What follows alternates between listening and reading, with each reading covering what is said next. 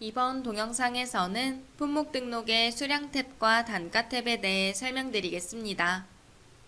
우선 수량 탭에 있는 추가 수량 당수량에 대해 설명드릴 텐데요. 관리하는 품목의 수량 단위가 2개일 때 기본 단위 수량 이외에 추가 수량이라는 항목을 활용하여 기본 단위 수량의 계산을 쉽게 할 수 있는 기능입니다. 예를 들어 품목 한 박스에 낱개 10개가 구성이 되어 있는 경우 활용할 수 있겠는데요. 다음과 같이 낱개 단위 기준으로 품목을 등록하고 재고 수량을 관리하는 경우라면 수량 탭의 추가 수량 당수량 항목에 다음과 같이 10과 1을 넣어주시면 됩니다. 이렇게 입력하고 저장하면 판매나 구매 등 전표 입력 시 한 박스를 구매했다 라고 입력했을 때 자동으로 10개가 구매되었다 라고 수량칸에 계산됩니다. 해당 기능을 사용하기 위해서는 환경 설정도 변경해 주셔야 하는데요. 셀프 커스터마이징 환경 설정, 기능 설정에 있는 재고 탭에서 아래쪽으로 조금 내려 영업이나 구매, 기타 쪽에 추가 수량 기능을 사용하겠다 라고 설정해 주셔야 합니다. 추가 수량 사용 여부를 사용으로 선택하고 추가 수량 명칭을 선택해 주시면 되는데요.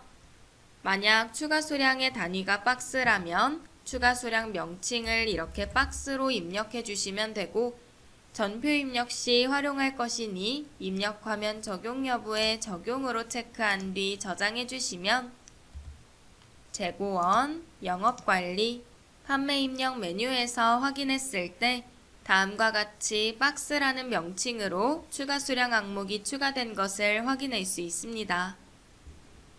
판매 입력 메뉴에서 방금 전에 등록했던 그릭 요거트 품목을 입력하고 박스 항목에 이렇게 한 박스를 판매했다 라고 넣어보면 자동으로 낱개 수량인 10개가 계산되어 전표에 입력됩니다.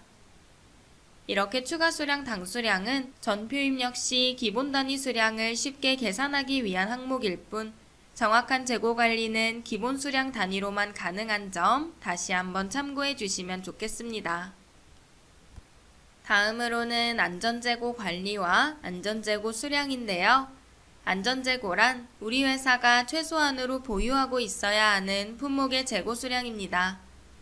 품목별로 안전재고를 설정하면 재고 전표 입력 시 남아있는 품목의 수량이 안전재고보다 적을 경우 알림이 뜨도록 설정할 수 있습니다.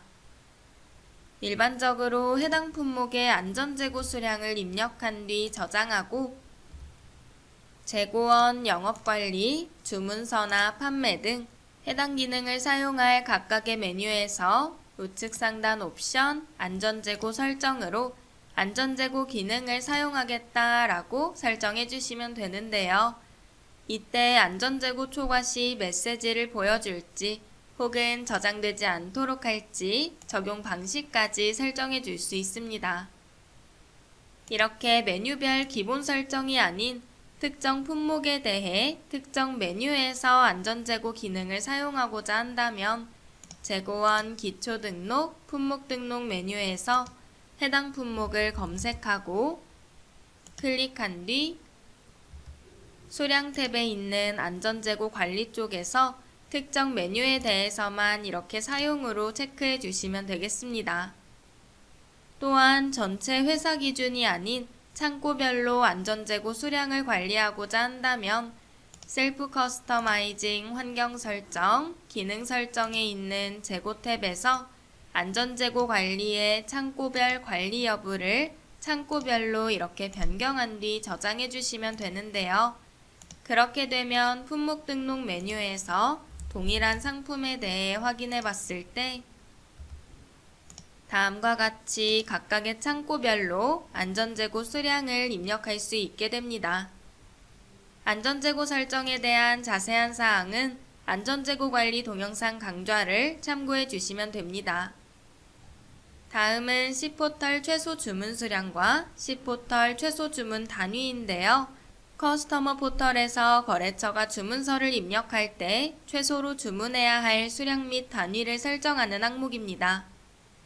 예를 들어 최소 주문 수량이 10개라면 해당 기능을 사용하겠다라고 설정한 경우 커스터머 포털에서 주문서 입력 시 이 품목에 대해서는 최소 10개부터 주문이 가능하게 되고 여기서 최소 주문 단위까지 사용하겠다라고 한다면 10개 단위로 10개, 20개, 30개씩 주문이 가능해집니다.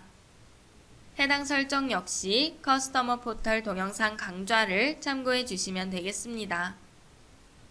다음으로 재고 수량은 품목을 등록한 뒤 해당 품목의 재고 수량을 강제로 조정해 줄 수 있는 버튼인데요. 이렇게 품목을 등록하고 재고 수량 입력 버튼을 눌러서 재고를 조정할 일자를 선택하고 조정 버튼을 눌러 각각의 창고에 해당 품목에 대한 재고 수량을 넣어 저장해 주시면 됩니다. 다음 조달 기간은 해당 품목을 구매하거나 생산할 때 필요한 기간을 나타내고 하단에 있는 최소 구매 단위는 품목을 구매할 때 최소한으로 구매해야 하는 수량 단위가 정해져 있다면 발주 계획 조회에서 최소 구매 단위를 반영해 발주 수량을 계산할 수 있습니다. 그리고 등록하는 품목의 구매처가 고정적이라면 구매처 항목에 거래처를 입력하고 발주 계획 입력 시 불러올 수 있겠습니다. 이제 단가 탭에 대해서 설명드릴 텐데요. 먼저 입고 단가와 출고 단가는 구매와 판매 등의 전표에서 해당 품목을 불러왔을 때 기본으로 나타낼 단가를 작성하는 항목입니다.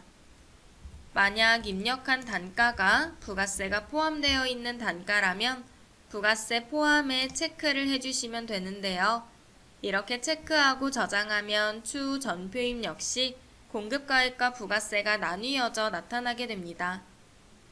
혹 이 금액이 부가세가 포함된 단가라고 하더라도 체크를 하지 않고 저장해도 무방합니다.